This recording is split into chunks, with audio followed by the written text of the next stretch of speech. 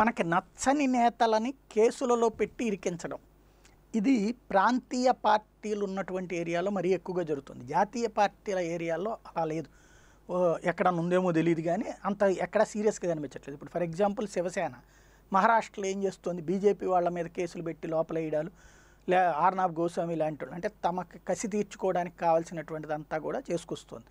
లేదంటే గనక బెంగాల్లో మమతా బెనర్జీ ఎక్కడెందుకు, ఆంధ్రప్రదేశ్లో వైఎస్ఆర్ కాంగ్రెస్ పార్టీ ఏం చేస్తుంది, మద్యం అమ్మారనో లేకపోతే మద్యం కలిగి ఉన్నారనేనో తమ ప్రత్యర్థులు వైసీపీ ఓడిపోతుంది అనుకున్నటువంటి చోట్ల ఆ ప్రాంతంలో ఉన్నటువంటి ప్రతిపక్షానికి సంబంధించినటువంటి నేతల మీద అట్లాంటి కేసులు ఏదో ఒక పేరు చెప్పి పోలీస్ స్టేషన్ పట్టుకెళ్ళి ఆ నైట్కి ఆపేసేయటం, లేదా నామినేషన్ వేసాక ఆపేసేయటం, ఏకగ్రీవాలకు ఒప్పుకోమని చెప్పడం, ఇట్లాంటివి జరిగింది.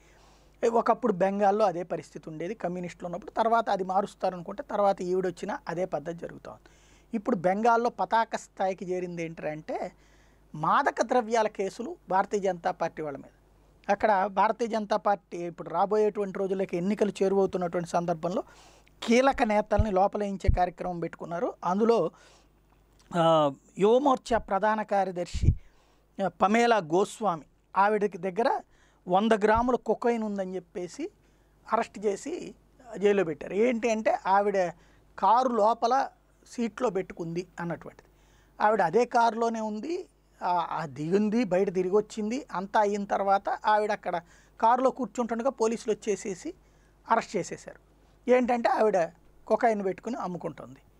అంటే ఇది ఇక కొత్త కాన్సెప్ట్. ఇప్పుడు వాస్తవంగా కొకైన్లు ఇవన్నీ మాదక ద్రవ్యాలు ఏ ప్రాంతం నుండి వస్తాయి బెంగాల్లోకి, బంగ్లాదేశ్ నుండి వస్తాయి. బంగ్లాదేశ్ వాళ్ళు అక్కడ అమ్మేది, వాళ్ళ దగ్గర నుంచి ఎవరు స్వాధీనం చేసుకుంటారనేది ఓపెన్ సీక్రెట్. అంటే ఇక మాదక ద్రవ్యాల కేసులు అయితే నెలల తరబడి జైల్లో పెట్టచ్చు. ఇక్కడ బీజేపీ లీడర్ల మీదకి ఇప్పటికీ తలకాయలు పగలగొట్టినా, ప్రాణాలు తీసినా, బహిరంగంగా నరికినా దిక్కులేదు. కనీసం మమతా బెనర్జీ ఒక వాళ్ళ వైపు నిట్టూర్పు కూడా విడవదు. సేమ్ టైం ఈ స్టేజ్కి వచ్చేసింది. అంటే ఒక మహిళామూర్తి అన్నటువంటి పేరుతో అక్కడ అరాచకాన్ని అడ్డకోలుగా చేస్తూ ఇంకొక మహిళ మీద కూడా ఇట్లాంటి తప్పుడు కేసులు పెడుతూ ఎన్నికలలో విజయం కోసం ఆనాడు కమ్యూనిస్టులు తప్పులు చేశారంటూ వాళ్ళకి 4 తప్పులు చేస్తూ పవర్ కోసం పాకులాడేటువంటి ఎంతటి నీచకాయానికైనా దిగజారిపోతారనడానికి సాక్ష్యం అవుతుంది.